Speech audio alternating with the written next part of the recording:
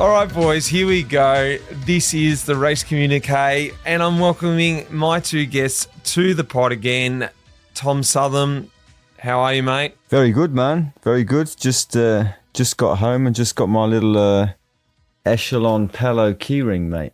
My literally got home today and received that. So check it out. I'm in the Echelon.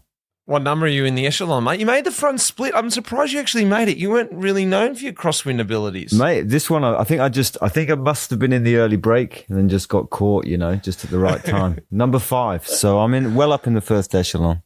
Don't slip back to the doom line, mate. It's only inevitable what's going to happen back there. And, of course, Luke Durbridge, who knows much more about the Echelons and the doom lines these days. Durbs, how are you, buddy?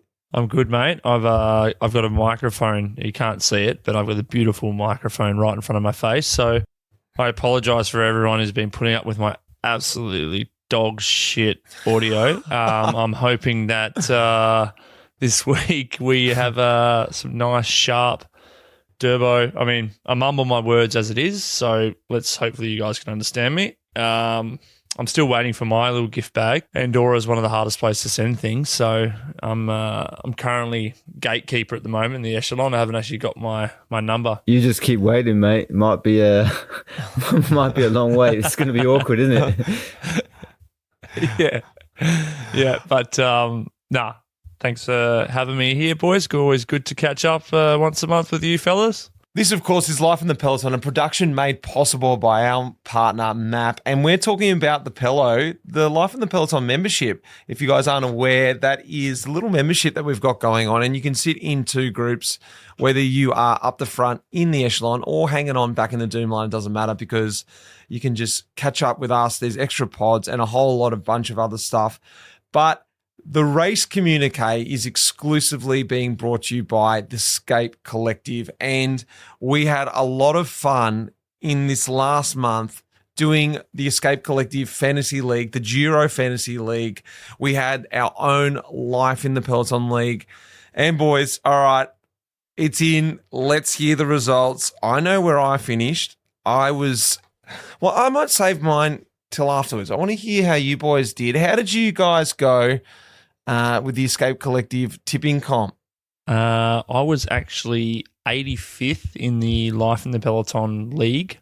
Ooh. And then I was like 566 in the overall. Like, pretty awful, to be honest. Like, I was pretty confident going in, thinking I'm a big tipster because, I know how to pick. But it was actually quite challenging. Like, towards the end, I actually started scrolling down and they were suggesting who was a sprinter or not. And I was just like saying... I don't know. I picked all my sprinters that I know. I was just picking random people, Well, because if anyone doesn't know how it works, it's you get to select one rider a day for the whole Giro, but once you use that rider, you can't use them again. So you had to be really strategic about who you were choosing. We had the Life in the Peloton League. We had over 100 people in that league, but there's over 1,000 people in the whole tipping comp. Dismally, I'll chime in quickly before Tom does. Dismally, I finished 625th in the whole league. I still stayed top 100 in the Life in the Peloton at 96. I only had 791 points. I didn't know that you could do the automated tipping, because what happened for me was I was all guns blazing at the start, but because of I'm going to say it, my excuse, because of the Australian time zone, sometimes you get to like 5 o'clock at night, you're like, oh, I haven't tipped. Oh, and then you'd miss it. And then that would be it. And I'd take like just 0 points because they'd give me like Jonathan Milan on like a mountain stage. You're like, no, I've used Milan on like the hardest day. And then like on the sprint day, they'd give me like Pog. I'm like, no, Poggy. Didn't really matter though. Didn't really matter. So, I mean, as a sports director, I pride myself not only in like knowing what's going to happen in the race, but also in, the logistics of getting my team to the start on time, good selections, making sure everyone's organised. And I have to say, my fantasy team was an absolute disaster. I was a day late, so I had the automatic tip on the first day, which already set me off like on an absolute bummer. And then I failed to even get inside the Life in the Peloton group. So I didn't even manage that. But I did get going. I had a good period. I've been at a race for the last week, but I had a good period where I was really into it. And I really enjoyed it. I have to say, I thought it was, if you can, and maybe a reminder's like a good idea, if there's a reminder on the app or something to put it in time. Because I had a few things going on, like, this could work out. Do I use this? Like, my key thing was, when do I want to use Pog? Do I use him early and get 100 points for a stage win? Do I save him for later on? How many stages do I think he's going to win? Who else could potentially win later on? Which way's the race going to go? So you had to think about it a lot more than, if I was just watching it. I used Steinhauser too early, which I was disappointed about, because I used him in the first week. Same day as you did, we actually spoke about it, and you're like, I'm going to use Steinhauser. But I had a couple of other guys in the UK here who are doing it as well. Harry, who has been on the pod, who we spoke about, who was doing really well. He got the first 4 days. And then a couple of other friends, and I could see them pop up on the leaders board every now and again. It gave me a little bit of inspiration. But I think we're all sort of, let's just say we didn't cover ourselves in glory, lads, and we need to come up with some much better strategies and much better work at the Tour de France, because... All I'm hearing is that I actually won. I won out of us three. Yeah. That's all that matters. That's all I'm hearing. 566. Nah, I got 725. No, Yeah, how many points? 566 rank. No, but how many points did you get? 840. Ah, you rolled me then, yeah. Yeah, you did win. Yeah. Well, There you go. I don't give a shit. You didn't get a Boucle de Mayenne, so you could do all of your flipping your tipping. That's why your team started with 5 riders instead of 6, because you were busy tipping on Escape Collective. Exactly. Called Whitey, said I can't go. Got 3 screens up. I've still got a tip. Well, the good thing is we've got the Tour de France coming up, and this was a bit of a practice run, for us to get used to it. But for everyone out there who missed out, we're going to bring you the Tour de France live from the Peloton Fantasy League. We'll talk about that on the next pod, but you need to get in. If you miss this one, it was a real fun because it does bring everyone closer together, and you've got a bit of a chat, a bit of banter. It was a lot of fun. Speaking about the Giro,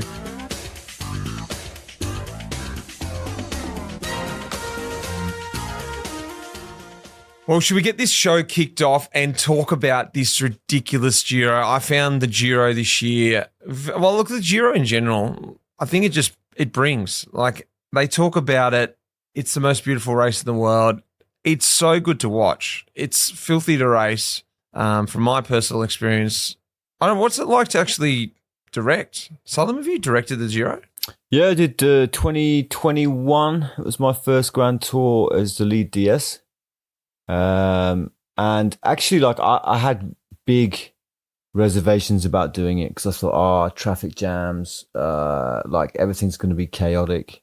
It's going to be a nightmare. But I really enjoyed it. It was really it was a good race. It was a good race to direct. Why?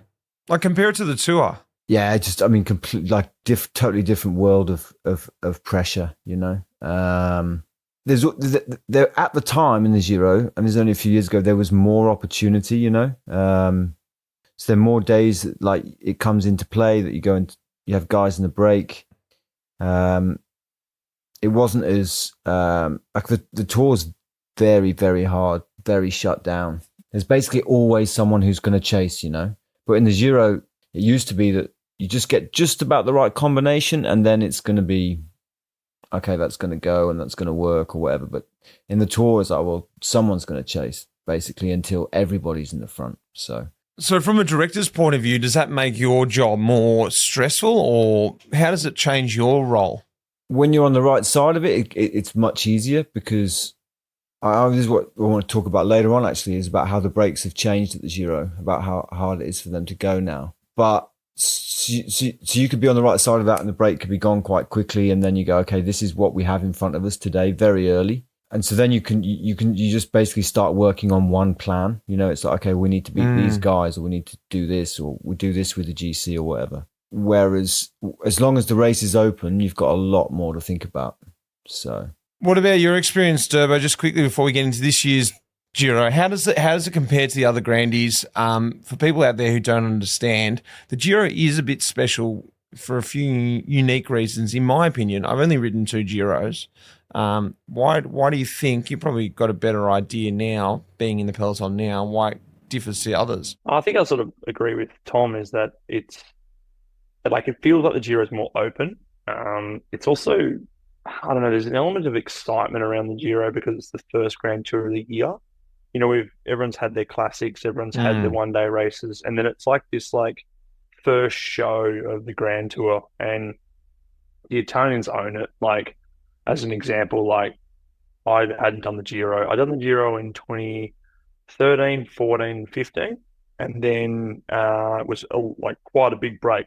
2019 was my next one, and there was actually I rocked up to the Giro first stage and went into a bar, and someone saw me. I was actually team presentation. Someone saw me. He's like, the Giro, sit down, boys, sit down. They brought crostata, they brought coffees. It was all on the house. It was just like, you're doing the Giro, you're special. I don't give a shit if I know you, if you're Italian or you're not. It's just like, you're doing our race. And they just love it. Where, like, if you go to the Tour de France and you roll in and you don't start with French, there's no way you're getting a free coffee out of there. Like, one, you wouldn't want the free coffee because it's so bad. If you went over the barriers at the Tour and outside of the bubble, you'd get arrested by a gendarme, and you're like, full team kit, and you'd be like, I don't care, you got full team kit on, like, you're not, like, once you're. That actually happened. That happened to Froomey. Remember they tackled him on his way down? Yeah. He had a whistle in and a rain jacket, and then the gendarme took him down. So it's just, yeah. And the Giro is, I think, I don't know, it is possibly physically harder than the Tour, but definitely not mentally.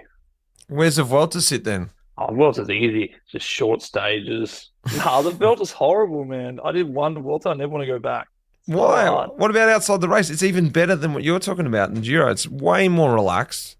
You can walk into it. It is way more relaxed, but that time of year you shouldn't do Grand Tours. I'm done for the year. I'm wrapping it up. All right, let's talk about this Giro. Well, we haven't really explained it for a long time. How the podcast works is we talk a bit of racing at the start with me. Durbo's going to bring us a little bit of Pello chat, and then Southam is going to be talking tactics at the end before we get stitched up by someone's community quiz at the end. Let's talk about the Giro. Quickly, GC results. If anyone's been under a rock, Pogacar won. Danny Martinez was second. Pogacar won by almost 10 minutes, 9 minutes 56. I've probably heard this statistic rolling around. The biggest gap since 1965, 6 stage wins, a total dominance. Geraint Thomas was third, Ben O'Connor was fourth, and Antonio Tiberi, the new Italian star, was fifth. Hope for Italy yet. In the sprint, Jonathan Milan took it out. He crushed it, 3 stage wins. And Caden Groves, the Aussie, was second. Mulia was third. I'm talking about the Ciclamino jersey now. And in the mountains classification, Pogacar took it out, but it was still exciting for the second. The race was second, and that's something I want to talk about. Pellizzari, he got second, a young Italian who is going to look like a superstar, and Tom's very own Georg Steinhauser was third. That wasn't really, that's sort of the silver lining for him, because he was racing so good with a stage win and a second and a third. 2/3, I think, in the race itself. The total dominance of Pogacar in this race, I thought was going to be boring. I don't know what I thought, but generally in the last few years when a rider has dominated, the Froomies of the world, and then, Vingegaard, and, even when sort of Sky took over and did their thing, to a degree, for me anyway, those mountain stages I just couldn't wait for the sprint stage, because I was like, oh yeah, okay, we know what's going to happen. They're going to ride away. And the dominance of it made it sort of boring. You sort of didn't realize how good they were because it was just too dominating. This, though, for me, this guy, Pogacar, I'd love to hear your guys' opinion. He's making it, I don't know, he's just still keeping, even if he's just winning, I'm so excited watching it. just the way he is, even the little things he's doing and how he is with all the riders. You see he's so complimentary of all the other riders in the race. He's not even talking about his own performance in the end in the interviews. He's just talking about everyone else except for himself. It's like, hang on, you just completely dominated. He's talking, oh yeah, Pellizzari and Steinhauser, I really wanted him to win as well. And it was a shame I couldn't, let them win, or, not let them win. I'm just saying I had to catch them and win myself. So I guess I got a question is, what do you think about that? And what did you think about the comments being thrown around? This is probably a bit more to you, Turbo, about how they should let Pogacar should let other riders win. Oh yeah, you should share it around and all this sort of feel. I'm like, none of the riders want to get gifted a win. You never want to have a stage win. I'm sure in the moment you'd be like, cool, I won. But then if you found out later, it'd be this tarnish on you that, oh yeah, you always got gifted that stage of the Giro when Pogacar sort of let you roll across the line. Would you want to win a stage like that? Is that what riders want, to be gifted stages? I definitely don't think that riders wanted to be gifted stages, but my biggest thing I was thinking about was that we think about Sean Kelly, we think about Eddie Merckx, like we think Pogacar's one of the greats ever, right? And the reason they were the greatest is because they absolutely dominated. Like when they went to race, they raced and they won, and they won. They won the Giro, then they backed it up and won the Tour, and they won with Sean Kelly, I think was not outside top 5 in all the Vuelta stages. You know what I mean? It's happened before. It's not like the first time we've ever seen this. And the reason we remember these guys as the greatest of all time is because they destroy people. And Pogacar's doing it in a nice way. But he's doing it in a really polite way. He's not crushing people and going, yes, I'm the best. But he still wants to be the best ever. So he still needs to crush people. Does that make sense though? That makes total sense to me. I think that's a really, really good comment, mate, because you're right. It's like when Sean Kelly was doing all that stuff, we reeled it off the other day, didn't we, in the pod? It's like that's comparable. And what I love about Pogacar is that he's winning across the board. And he is good for cycling. He's winning with a smile, talks about the other riders. He's respectful. He's not trying to just alpha male, everybody into submission, basically. He's just going to do what I'm going to do. And 6 stages is a lot, but it's not so long ago that Postal would take 4 or 5, or Sky would take. I mean, how many did Sky win in 2012? With between Cav and Wigo, and so I don't think it's too dissimilar. I think Durbo's hit the nail right on the head there. To be honest with you, it's a good point. But did you guys still find it exciting? Do you find him exciting to watch? Yeah, because it's got to the point where it's it's almost so good now.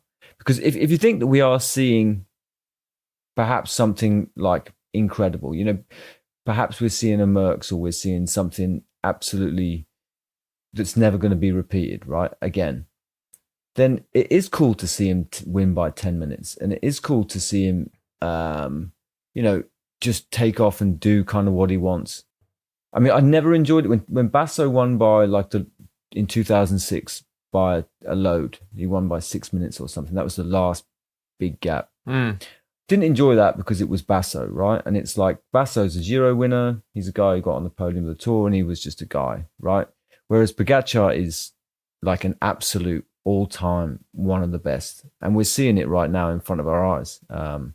I think Caruso made a similar comment. It's it's a special moment. Do you think it's because also, I was just thinking about it then, because of all the lead-up races as well, the races he did earlier this year, the races he does last year, he's not just focused on the Grandies like the other Grand Tour riders. He goes out there and he crushes, the other races Catalunya, or, we've seen him earlier in doing the Flanders, the one day. I think for me, that's why when he comes in the Grand Tour, he's not just this guy who's hidden away and then somehow comes out and crushes the Giro. It's he was already crushing other different races. So it gives him this other sort of mystique as well. Also, this is what I found really interesting at the Giro was how he's going to manage that with the Tour in mind, right? So in the first week when he was good, but he wasn't he wasn't putting 3 minutes into everyone on the first couple of days, right? He won the sprint in Europa and he got beaten by Navarre on the first day. And then you start to think, maybe this is part of something we haven't seen since 1998 with Pantani, like a Giro Tour double, which again, that takes us some serious management. And that's what I found really interesting, when he was going to open the big gaps and what he was going to do with that stuff. Durbo, on that, the Giro Tour double, if you could, just riding it, not necessarily trying to win it, how do you manage the double Grand Tour? That gap in between, what happens now for the riders who are trying to do the double? Oh, it's actually quite blissful, to be honest. Like, it's one of my most favourite periods. It's like you actually don't need to do too much. Like, if you finish a Giro in good shape, I've done the Giro Tour double 3 times, and you just chill. You don't do much, and I mean, you just have to ride your bike every day, a couple of hours. What I've found is, like, the third week of the tour is the moment for me the wheels fall off when you do the double. It's like doesn't matter how much you recover in the first 2 weeks of the tour, you just, like, honestly, you don't have to do much. It's just about getting like some rhythm back. Me and Chris Jorgensen, one of my teammates and I, have done it a couple of times, and we just like cadence, just go out, ride high cadence, out training 2-3 hours, make sure you don't get fat, look after yourself nutrition wise. And then by the time you rock up to the tour, you were just like probably a kilo lighter. You're feeling good, sun's out, sun's shining, and then you're good to go. And then the first 2 weeks, you're just breathing through your nose, and then all of a sudden the body's just like, all right, mate. For me, it's always gone, that's enough. We're done now. We've done slogging yourself, and we shut you down. So then you limp to Paris. How's Poggy then going to, on that theory, how's Poggy going to win the double? Is he going to have to just bank up a shitload of time in those first 2 weeks and then limp to Paris? Or you think he's just going to have to take a different tactic and just like literally not ride the bike until, day one in France, and then use the first week to get form again? Knowing Poggy, he'd probably just do that. He probably wouldn't ride until he gets to Tour de France. You know what I mean? Like, he probably wouldn't need to. It's going to be great, because like Jonas sort of had the advantage against Pogačar last year because he broke his arm. I mean, Jonas's crash is a lot worse than probably what Poggy was, but Poggy still couldn't get the right training in before the tour. So, and then he rocked up and Jonas beat him again. This time round, it's like Jonas is under the pump and Poggy's come in and this like, strong favourite. So, yeah, it's going to be good. I reckon he'll get time, and then, there's a chance that he might crack at the end, which again makes it, kind of, even if he's dominating the race, it's still going to be exciting because something could happen. Who are our standouts from the Giro? Who are you guys? I'll kick in. I've got a few standouts. I don't want to steal anyone's thunder, but look, for me, I've got a few standouts. A couple I want to mention is Julio Pellizzari, the guy from VF Group Bardiani, CSF. This guy was just climbing like an absolute demon. Second on stage 16 when Pog beats him. And then after the stage, we've all seen the clips. He goes in and asks if he can get his pink sunnies. Pog takes off his jersey, gives it to him. He was a fan just a few years ago. Saw Pog at Strada Bianchi, took a photo. I think everyone's aware of that. He's only 20 years old. He takes a Chima copy, second to in the KOM jersey. He looks like he's going to be a serious talent coming through in the mountains. The way he was racing as well, super aggressive. But for me, on the complete flip side of that was Simon Geschke, a good mate of mine, German rider. He's the last year pro. He finishes 14th on GC's, highest place on all his 19 Grand Tours. That's his third Giro. His previous height was 44th in the Tour de France. 16 years pro, as I said. He was fighting for the KOM jersey. I messaged him during the race just like, mate, what is going on? He goes, I've got no idea where these legs are. And I heard an interview with him as well saying, look, people keep asking me, are you going to go on? Are you going to keep racing? He's like, look, I know I've got it good at the moment and I'm enjoying it, but I know that it doesn't stay always like this. And I can't forget how hard it is when the legs aren't like this. So Those two for me were pretty standouts. Boys, anything that stand out for you from the Giro aside from the complete dominance of Pog? I'm going to go with our old mate Zach Dempster in the DS car. I believe doing first DS with Ineos for the first time in a Grand Tour. So Zach, correct me if I'm wrong, but he managed really well. In particular, the Aronsman thing. You know, when Aronsman's dad basically came out and just made a ridiculous thing on Twitter about how the team had ruined him. Like on day one of the race, when you've got all of these ambitions and people in the bus and like people's hopes, and basically that's Zach's job then to kind of piece it all together. And the interview that I read with him was like, he ignored all of that shit from the outside and said, we're back in the rider, put my arm around him, he's going to get better. And look how well Aronsman did in the end. He came round after a tough day. And I was really impressed by the way Zach handled that, picking up what I picked up. And I mean, obviously he got Geraint on the podium as well, like a nice third place. And it's a big job from the car to manage that, to get onto the podium of a Grand Tour with a lot of stress. So I'd take my hat off to Zach with that. And yeah, nicely done. I think also Demmers as well. I heard him interview around the stage 17 after the rest day when they were talking about cancelling the stage up at the top of Lavinio there. And the only real sensible interview I heard was from Zach Dempster. You know, he didn't try and, get aggressive. He painted the picture very well. He spoke he just spoke very well around it. And exactly what you said, he just didn't get caught up in it. He didn't try and sit on the fence. He put his opinions across. So yeah, Demmers, he is, as we all know Zach very well here in this podcast, but it's great to see him.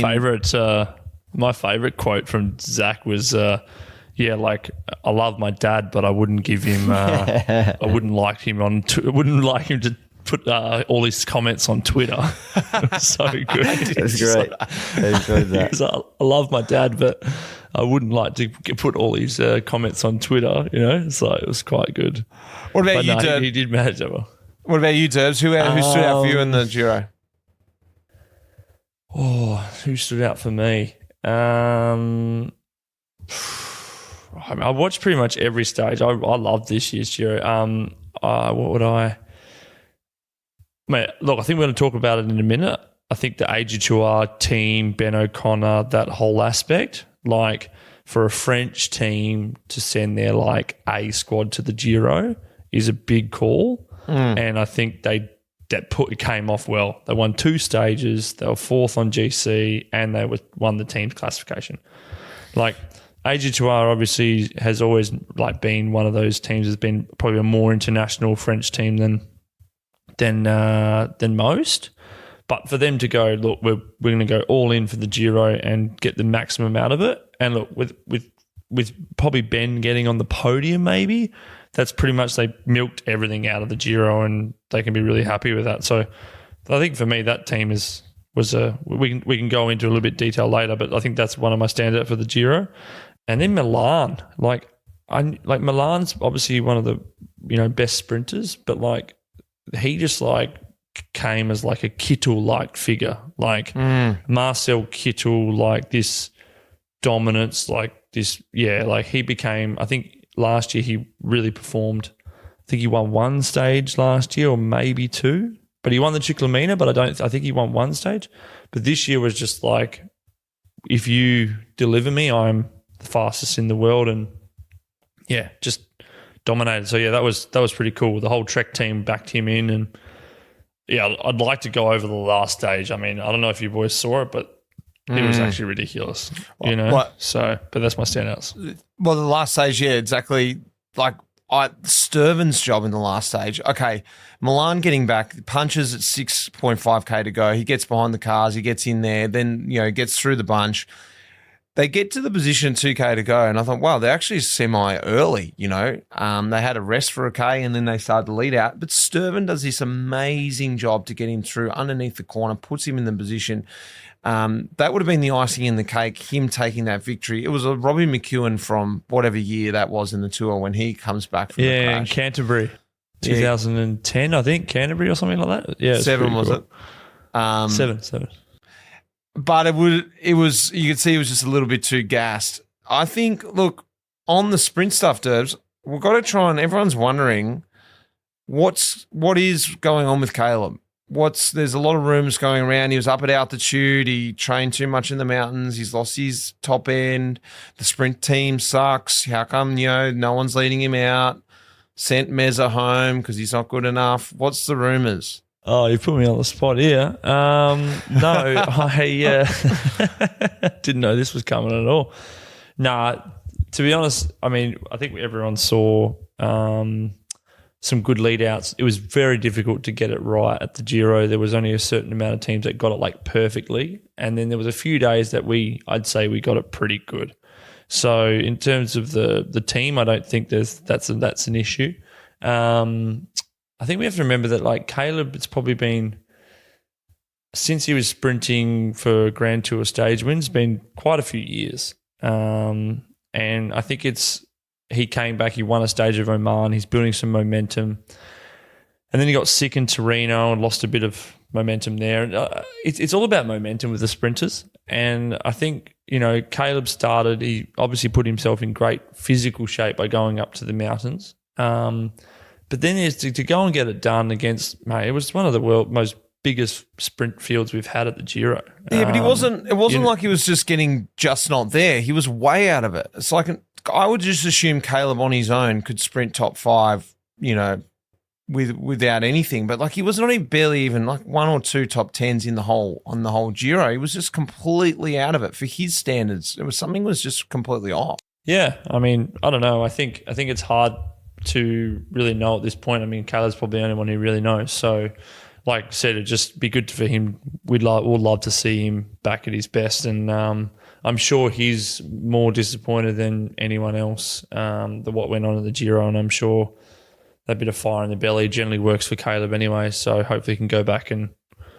work on that, go on the drawing board, and then hit the Vuelta hard or the next goals. So yeah, we all hope that he can come back and get that sort of speed that we know he's got. And lastly, before we wrap up the Giro, we've got to talk about it because Southam, you put me in such a good position. I was commentating on SBS and they asked me to pick a stage winner on stage 17. You said Steinhauser, and I was like, I don't know if I can pick him. Maybe he's used his golden bullet already because he had this amazing ride on stage 15 where he finished 3rd, and then he goes out and he wins stage 17 in epic fashion. Like he's in the break gets caught. It's a ridiculous stage, by the way. Then he just attacks again, goes away. That was a pretty crazy win. Yeah, I mean, Georg's like he came to us kind of like as a part-timer, basically. He was still doing his apprenticeship. I'm sure everybody knows, but he was doing his apprenticeship as a metal worker. And his dad, who's an ex-pro cyclist, wanted him to finish his studies. One of the reasons he came to us was because we signed him and allowed him to keep studying. So his first year he raced as and when. And then he was full-time. He was a full-time cyclist for the first time last year. He was very unlucky because he got COVID just before he was supposed to start the Vuelta last year. That was supposed to be his first Grand Tour, and he came to Burgos with me and he got COVID there. And he's one of those guys who, there's a lot of murmurs about, this guy's so talented, this guy's so talented. And I'd seen it once or twice before the Giro in like Larciano and a few other races. And, this guy's he's got talent, But for him to take the step up that he did at the Giro was really, really fantastic. I mean, it's not just the one day, it's the 3 days.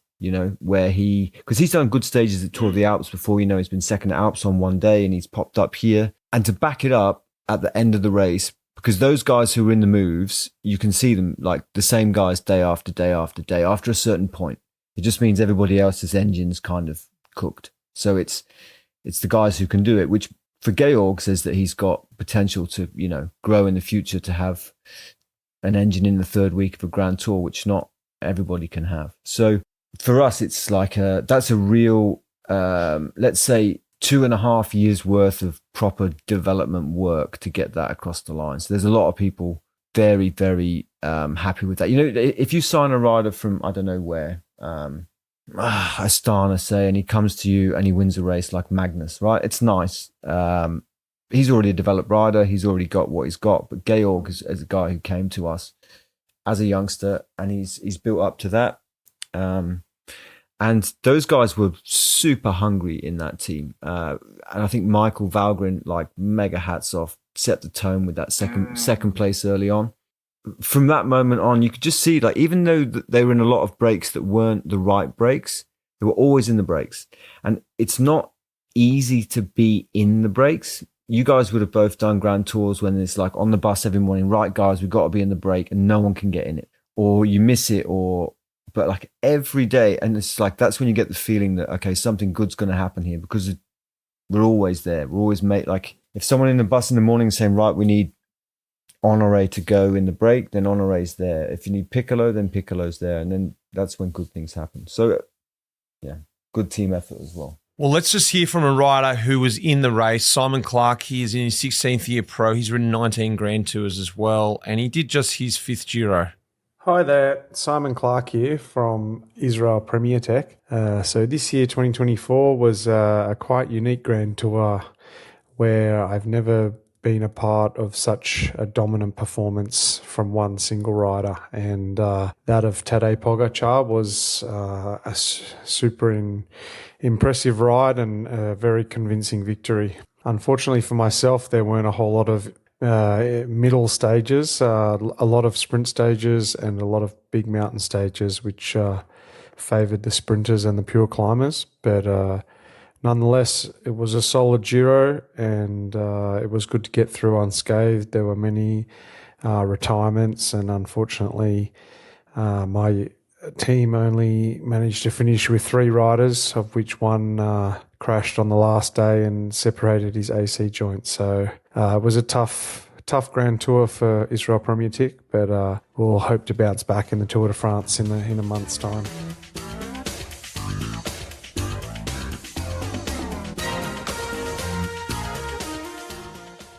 Okay, we are here with Durbo's segment. It's going to be quite short this week because we did quite a big stint at the Giro, which is really good.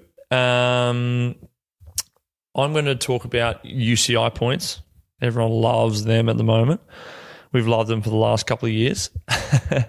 Pretty much just wanted to, I mean, it's pretty common within the Peloton, knowing what UCI points are, and we were talking about them all the time on the bus. And when it came to relegation period 2 years ago, it was just non-stop. Lanton Rouge had a page just rolling over with all the points and who was going to get cut. So that was quite interesting. And I'm sure next year there'll be many articles on Escape Collective about a certain team that's going to get cut, or a certain, team's got this UCI points. But for the next 2 years, everyone's just forgotten about them again. But they're still just rolling in the background. So I guess I just want to explain to people back home, like, roughly how the system works, because I'm also slightly confused. Tom, you can also help because, when we're all pro, and I'm still pro now, we never even worried about a UCI point, because you went to races for important races. You try to win monuments, you try to win Grand Tour stages, World Tour races, all those sort of things. You just won them because it was because of what it was. But now it's, we've seen teams pulling riders out of Grand Tours, not even starting Grand Tours, to get UCI points because you have more UCI points for one-day classics, etc. So what I'd just like to start on is that there's UCI world ranking system, and what it is that obviously every race I think it's top 60. Look, this is a lot of hearsay, but you get points for finishing races, for winning races, all these things. And all those points go into, obviously, your team, and then you're ranked at the end of the season. And what they do is a 3-year cycle. So every year you got your points, and then they go to the next year and then the next year. And over 3 years, the teams are put into order, and the bottom 2 teams is cut from the World Tour, the bottom, and that is like team, correct me if I'm wrong, Tom, is it 18 and 19? I think it's 19 and 20, mate. 19 and 20. Yeah. So, So that's pretty much where we're at.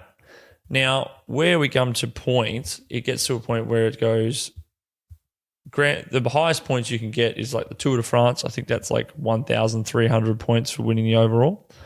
And then it goes down to the Giro and the Vuelta, and then there's the monuments, and then you got your World Tour stage races, your World Tour stages, boom, boom, boom, boom, boom.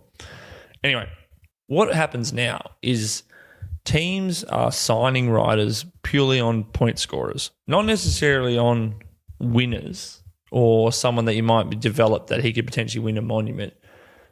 You might just sign a 30-year-old who consistently runs top fives in 0.1 races because he accumulates a lot of points. And you never see him get any victories, but because he's a valuable points rider, that team's going, well, if he brings 500 points to the team, which is a lot, that may be the difference between us getting relegated or not. Is it like a Lloyd Mondori is now like super valuable? Like a guy who can just continue run top five? A bad sprinter. Yeah. So somebody who in the past would be a guy like, yeah, we've got this sprinter, but he never fucking wins, you know? Yeah. Now all of a sudden it's like, oh, hang on a minute. Let's just have this guy because he's consistently picking up points. So he's sketchy. He runs top 10 and he doesn't need a lead out. Hugo, those guys Hugo are just Hofstadter. coming into their own. Hugo Hofstadter. I was going to say Hugo. Classic example. Mozzato, even before he got second at Flanders a couple of years ago, was just absolutely perfect example. Just constantly doing sprints and getting there or thereabouts, basically with no help as well, right? Mitch, reliable. like Adis Krupus back in the day. Yeah, so it goes back to like the Green Edge, because when Green Edge started, there was the point system around as well, and we were getting signed on points. We even got bonuses for points that you brought to the team, which is a beautiful system when you had a few points in your pocket. Is that around now? Are riders getting like, I guess they're getting paid or bought on more points, or is there a bonus system in place for carry your points? points over. You can't take them anywhere. So as soon as the points stay with the team now. So remember, because they had the ridiculous situation where Purito got signed to, was it Bahrain or something? Because he had so many, even after he'd retired, they signed him because he had 2,000. When he sat on the retired, yeah, bench. that's true. Yeah. So that's gone. So you can only... So you're signed on the potential of the points that you can make. It's more about what types of riders you take, and also about, I think, like the in-house riders, making sure that a guy that, you know, knows that, listen, mate, if you want to help yourself, make 350 UCI points in the year, however you do it. If you're a rider whose normal job is to be a domestique, but you've got 300 points in the pocket, 350 points in the pocket, then you've got more value, right? Because like go back to do Oceania championships, your African championships, your national titles, all these things, because even if they're like not easy points, but you possibly can get them, like Tom said, it makes sense. So are riders getting bonuses on certain teams? Like, for instance, will teams put in a system where it's like, if you get a certain amount of points, you will receive a bonus for lower paid riders?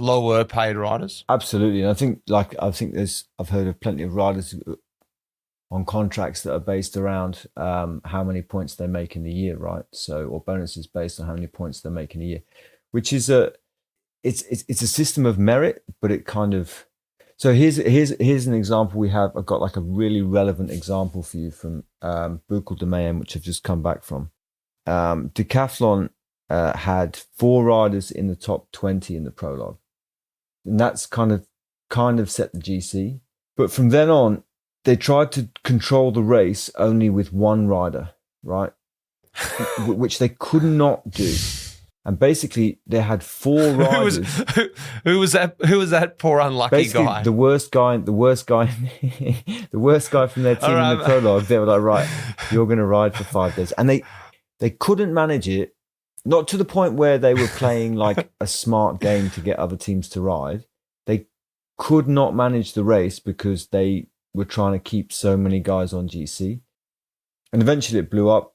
I mean, we took over a couple of times and we won the race, and they got second and I don't know, eighth with God on or whatever. But you just because we couldn't understand like what their tactic was, and the only thing we could put it down to was like, oh, they're just trying to make an absolute ton of points with 4 guys in the top 10, which was just made no sense whatsoever. And it's another thing you have to think about when you're doing these races now, as to like what's the motivation here? Because in a pure cycling sense, it's like, right, let's get one guy across the line and we sacrifice everybody else. And if you stop pedaling, you stop pedaling and you stand by the side of the road. It doesn't matter.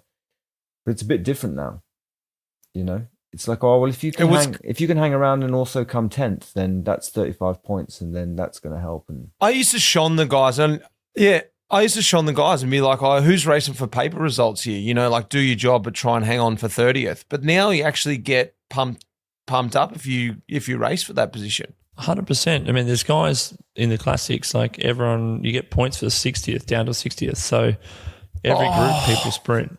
So, you know, I mean, it's the same points for 59th and 60th, but like you still want to be top 60. Well, you don't want to be 60 first. You have no idea how many. No, you don't know how many guys are in front of you. It's. I think it's one of those things. It's like if it's a game that's everyone knows how to play, then it changes the shape of cycling. But at the moment, there's still like not everyone knows the game. Does that make sense? Like there's people across it and there's teams going for it. But then all of a sudden you rock up to a race and you've got 2 sprinters racing head to head because you want to get maximum points. And those sprinters don't know. They just are standard bike riders. They just think we're here to win a bike race. So I think it's like, okay, we need to everyone needs to understand it. At the start of the season, the teams need to explain it, and this is what's happening, and this is where cycling moves forward. Everyone line scabs each other. Or it's just only give points for top 3, you know, only top 3, you know, and then it will go back. But anyway, I just thought it's a bit of a short segment, but I just wanted to say this is what's happening in the background, and thanks, Tom, for chiming in. It really helped. But I'm sure next year, everyone watch out for the articles because there's going to be a lot on the relegation and what's going to happen. So, yeah, we can touch again next year on this space, I think, in more in depth. I mean, I think it's interesting to say now, Deb, I mean, because it's like we're a year and a half through this cycle, but also the last cycle, nobody thought about it until the last year. And then it was just like within every team bus was just like what's going on.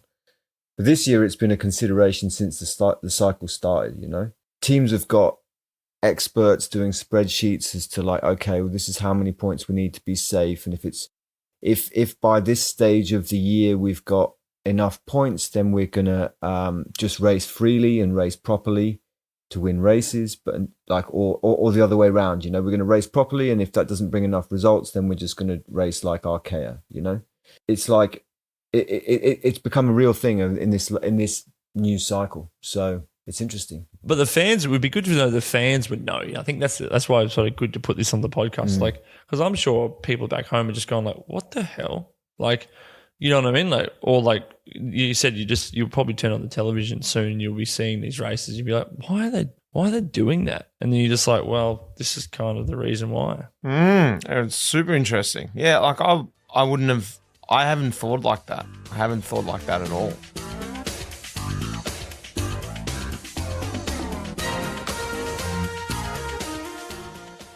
Right, so I want to touch this month on the Grand Tour breakaway, and this is something I've seen change quite a bit in the Tour in the last years.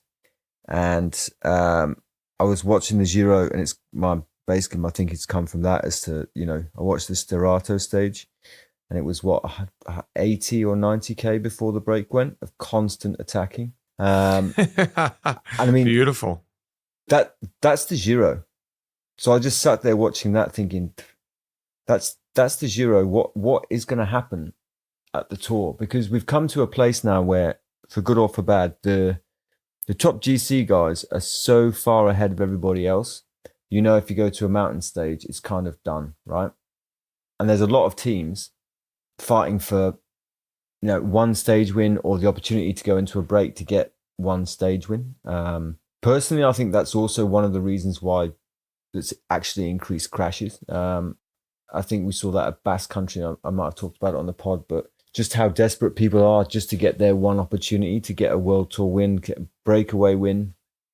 And so I'm finding it really interesting to see now how long it's taking the break to go. At the Tour, it hasn't gone easy for quite a few years, but I think at the Giro, and you guys can back me up on this because or not, or contradict me because you've ridden it, the break would go traditionally a little bit easier, or the Vuelta, it's kind of like. That's what I was going to say. Like, I always remember, like, for instance, you do a race like Torino Adriatico, and in comparative to Paris-Nice, they're the sort of two early seasons, if you want to do the Giro, Tour de France comparison, is that Paris-Nice is a fight for the break the whole time, and Torino, the break could just roll off the front. I remember being there one time going, is the break gone? I didn't even know it had gone. Like, some guy rolled off the front. I was like, that's so good. And the Giro had elements of that. Of course, it was a Grand Tour, but there was days where the break did roll away.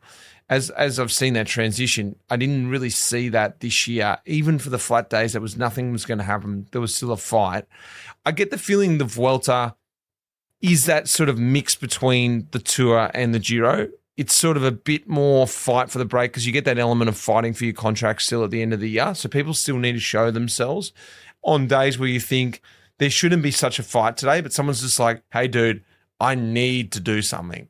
But I think it's really interesting. And out of the back of that, I want to ask, has there ever been in your memory a day where there's been no break? I can remember a day there's been a few days, because what happens is it takes so long for the break to go that then the sprinters teams suddenly go, you know what? Or the GC teams go, you know what, fuck it, we can control it from here. So I remember a stage of the Vuelta like that a few years ago. A stage of the Vuelta, 2017, people tried basically until 30 Ks to go, then the sprinters teams took it up. And it was non-stop attacks because I was driving the car in front of the race, sort of waiting for the break to go and then just to dive behind the break. And constantly one man was like, nah, keep going, keep going, keep going, keep going. And it just never happened. I think when you've got so many people, it was late in the race. A lot of teams hadn't won anything. And then you just get this kind of like, well, you have to be there. So you either get that situation or you get every team's been told, oh, you have to be in the break, unless it's two riders from Pro Conti teams. And so eventually, when everyone's kicked each other's heads in, two riders roll off and everyone goes, well, it's better to say that I didn't fuck it up than, I don't want to be the only World Tour team not there. No, there's no other World Tour teams. Let's just let this go. And then he gets caught aneway. Well, what actually happens when there is no break? Like, they just start riding with no one in front. Yeah, that's exactly what happens. Sort of weird. In some respects, it's kind of like, but the break itself, that like 2-man, 3-man break on a sprint stage, it's like, why be there? Okay, you need to be on TV or whatever, but it's like, or why not when you're there, just go after 80K, just go, you know what? Let's just call it, go back to the bunch, reopen the race, and then one of my teammates, because that's how Valgren got away at the Giro, right? Those are the interesting days when the break gets caught, like what should be a sprint stage, the break gets caught too early for whatever reason. And then the next break goes, and the next break's good riders and you can't catch it, no matter how hard you try. Why sit out there in a break of 3 people that you know is going to get caught with 4K to go, instead of just going, let's have the balls to go back to the bunch, call it off, and reopen the race? That's a good call, because I was wondering that actually in one stage, specifically in the Giro, where they were fighting it, and Eduardo Affini, he went across. The gap was like a minute and a half the whole stage. I'm like, why are these guys pulling so hard? Just play with the Peloton, sit up. Either they catch you, have the balls to go back and go, screw you guys, the race is back open again, or just go, you guys need to literally slow down and let us get a gap. But they fought it. They literally fought it at like 400 watts for like the whole stage. I'm like, you guys are stupid. Yeah, I mean, I think if you think about it, like, there's an element of like ego in the aspect of like they made the breakaway of the day, and it's like, now I'm not going to go back and just give that away. Like, I've been here, but like, I just can't understand sometimes the breakaway. Like, I've been in a few breakaways that we've stayed to the line. Like, it's not up to you if you stay away, is it? It's up to the Peloton. Like, it's really not up to you. And if the Peloton doesn't want to catch you too early, then they catch you and you just get engulfed and so be it. That's it. But like the breaks that we stayed away, we literally we're 30 seconds with 50K to go. Because then they're like, oh shit, we've got to all have a piss here. And as soon as you see them pull over, then it was just like, right, team's time trial, now we go. And then we end up staying away. But like, it's just like, and then, I mean, also, but saying that, the Tour de France is another beast because even the flat stages, like we're going so fast. Like at the moment, like we're going so fast. Like when the stage Askren won and Victor Campenaerts, and I think you might remember it, like we had them at 20 seconds. And honestly, we were like out of the seat sprinting and we could just not close them. And it just, like these guys are really strong guys, but we had them at 20 seconds with like 50K to go and we just couldn't close it. It was like unbelievable. I think with like modern equipment, clothing, etc., the traditional kind of rule of thumb as to how much time you need is actually different. Because like you said, we had this in Boucle de Mer. Break never got more than 2 minutes. On the last day we were chasing, we gave it 2 minutes 15 maximum. It was us, Total, and Q36 and a bit. Full teams chasing. And then like they sped up when they sped up, 40Ks to go, and we responded and we missed them by 5 seconds at the end. And they had six riders, but like sort of guys you've probably not heard of. And we had 3 teams, not the same riders, like changing riders. We went through the whole team, basically. Q36 went through the whole team. Total went through the whole team. And some days you just cannot get that close. Because at the I was thinking about the other day, I was literally talking about this exact same problem we had in Veenendaal, and we let a break of 6 Dutch amateurs go up the road. Probably, I don't think there was anyone world touring that. And they were, like I said, we gave them like, I don't know, 3 minutes or something like that. And we caught them with 1.8K to go. And we used our entire team, you know, and like and not just us, Wanty, Lotto. We had 3 World Tour teams and we couldn't close this gap. And we averaged 48.5 Ks an hour for the race. And you're just like, there's a point where like the drag, like you can only go so fast. You know what I mean? Like at one point the wind slows you down. You cannot go faster than fast. So if you're doing 60 Ks an hour because it's a fast piece of road, like you can't go 70. Like doesn't matter how many watts you go, there's a point where it just like there's just too much drag. So everyone's at this point where like if they're doing like aerodynamic wise, they're doing the similar watts to you on the front or just a little bit below. I mean, we're talking maybe 0.5 Ks an hour. Like, you know, you're not ripping or hemorrhaging in. Like I remember when I used to watch Tour de France, Phil Liggett always used to say, yep, we always say in the last 10K, 1 minute per 10K. Yeah. That does not exist anymore. Way. No chance. It's like no way. 5 minutes, 50K to go. Those breaks were back. No way. Not anymore. No way. No. I mean, managing the whole thing's become... it's harder to, it's like, it's more difficult to get into. It's more difficult to control. I think the whole like breakaway ideas, like it's changing as the sport's changing. And I find it super interesting. But it's probably worth playing the game though, isn't it? Because that's the only way you're going to get a result. Like you said, Tom, with like even having Pog in a race, like, and we spoke about this in the classics, you have to be in the breakaway if you want an opportunity to actually get a result. And most of the time it doesn't work, but the breaks kind of, the speed of the bunch, the way it goes, crashes, things like that. Like you still give yourself a chance if you're in the break, you know? 100%, like, sorry to go on about it again, but 100% the break's still worth it. Like the Valgren scenario, that was 100% worth it, you know, and Steinhausen, again, you know, like it's a different beast now. And I think the new generation, us old dinosaurs here, don't get it. But the new generation know how to race their own race. Yeah, absolutely.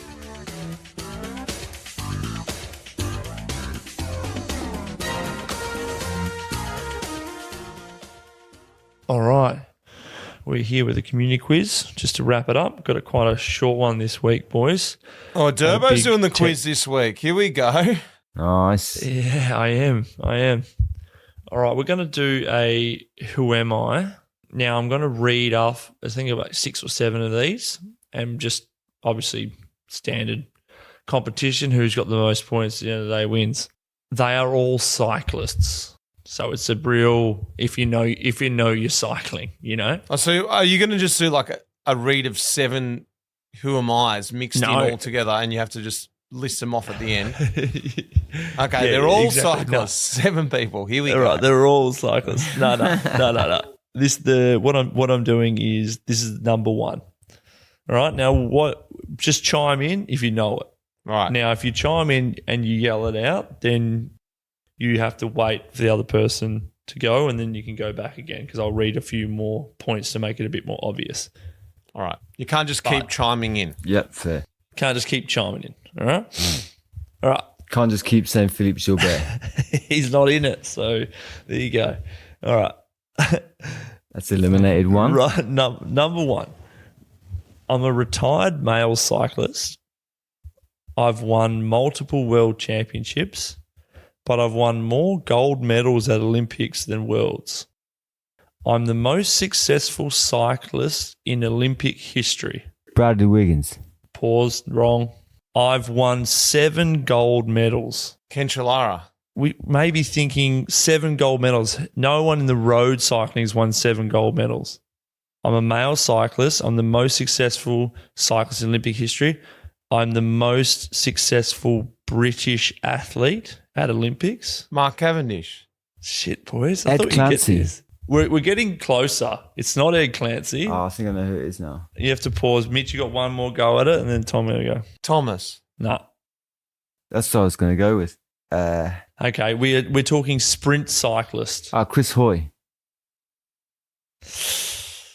Oh, I went too hard here. It's not Chris Hoy, but it's his Is there any rival more from the Who same Am I's? country. Have you got any more Same Who Am I? country. Any more? Yeah, bits? his partner is also the most famous cyclist, famous Olympic cyclist, British cyclist. She is also multiple gold medal winners for the British team. Nah. All right. Are we going dead heat? Yeah, we can keep going, but I mean, Keep going. it's Jason Kenny. Oh, I wouldn't have got that. Oh, yeah. No. Come on. Anyway, I thought I'd try to lead you down the Chris Hoy aspect. 2 track heavy. Yeah. That's fine. The rest is road, so we'll go with that. That's probably more your thing. All right. 0-0. Sorry, boys. That's good. Number 2. I've ridden 2 monuments in my career, both in 2013, Roubaix and Flanders. I was 4th in the Commonwealth Games in 2014. I have 9 wins to my name. 3 stages of Tour of Ireland, 2 stages of Tour of Wallonie, and I was British road champion. Russ Downing. My first big... Yay, Tom, well done. Well done. Nice. The Rustler. Well done. Oh, I was geez, like, next one. My first big team was 1999, Linda McCartney. Who was I? Who am I? Nice. Well Nice. done. Anyway, we sort of go between, I think Tom knows this versus Mitch knows it. So we sort of go back and forth. Anyway, all right. So number 1 point for Tom. So Right, Jason number 3. Kenny was mine, was he? Yeah, Mitch, come on, mate. No. I dropped the ball there. Yeah, you're a track cyclist. Okay. Number 3. I was Australian road champion. I also won the Herald Sun Tour. Cameron Meyer. No. Pause. You can't make another guess. I was a world tour director. Matt Wilson. 2 points for Tom. Well done. Dan, that is a good one. Yeah, a bit off the. You can't remember sometimes that he was Aussie champ, and then his Sun Tour win as well was Mate, you rode that Sun Tour, didn't you? No, I was there. I took it off. Remember? You studied. Yeah, I remember. You're studying. Yeah. What was it? Midlands Tour. You told All right. McGrory. I remember. Okay, boys. Number 4. I was a pro from 2006. I rode for... So he started in 2006. I rode for 4 teams throughout my career, and I retired 2 years ago. I was national champ in 2014, and I was 3rd in Roubaix in my career. Roger Hammond. Oh, Roger Hammond. Yeah. No. I could roll a good TT here and there, but no wins on the TT bike. 7 wins for my career. I've ridden with or ridden under both of you. So that means like you've DS'd him, Tom, and you've been teammates with him. Go back to the start again. Hang on. He's Okay. I was pro from 2006. Will Clark. I rode... No, not Will Clark. Now, Finished there was 3rd 2 at years prior. Roubaix. 3rd at Oh, yeah, I Roubaix. forgot It's got to about be that. someone... 3rd at Roubaix. 4 teams. I was national champ. 7 wins. I can keep going if you want a bit more. Oh, I think know the who next- it is. Oh, it's Well, my you're turn, up, isn't 'cause- it? Yeah, it's your Yeah. turn. It's got to be Langeveld. Yep, correct, Mitch. 1 Yes. point. Nice. What year was Will Clark 3rd at Roubaix anyway? I don't know I what think- year I he was think he was 3rd in fourth. Roubaix, but... Oh, Will Clark. Sorry, I didn't hear that. Oh, we love Wilbur. No, I wish he was 3rd in Roubaix. He probably could have been. Yeah. Okay, there you go. So that's 2-1. That's number. So there's 2 points to Tom, 1 point to Mitch. All right, we are getting close. Final 2. Turned pro in 2016. Have ridden for 3 pro teams. National champ in 2023 TT. Just finished the Giro. One where his team at the Giro won 1 stage by a German. I rode for NTT. Valgren. Oh, no. Oh. But Oh, I there's know one who it other. is. National champion 2023. But it's Mitch's go. Just finished the Giro. Mitch's go. Tom's going to wipe you if you get this wrong. One more chance. He's on EF. Yep. Time trialer. Oh, I'm so annoyed. Time trial 2023. He's on EF now. Oh. You just under finished the Giro. under 23 time trialer. Nah. No. National champ, elite. I don't want to give you the next one because you're going to I get it can't straight even away. think who rode with the guy on the team now. He Right. rode also for Astana. Oh, was it Honore? Stefan de Bod. Oh. Yeah, there you go. Sorry, boys. I was going to go African champ, and Mitch probably would get that anyway. All right. So Tom's 3. I don't think Mitch is coming back for this, but we'll do the last one anyway. Double points on the last one. Double points. It's not going to make much difference. I've won stages in the Vuelta and 1 in the Tour. I've won 1 stage in the Tour. I'm a super versatile rider. I went to Rio Olympics. I just finished the Giro. I used to also ride for Astana.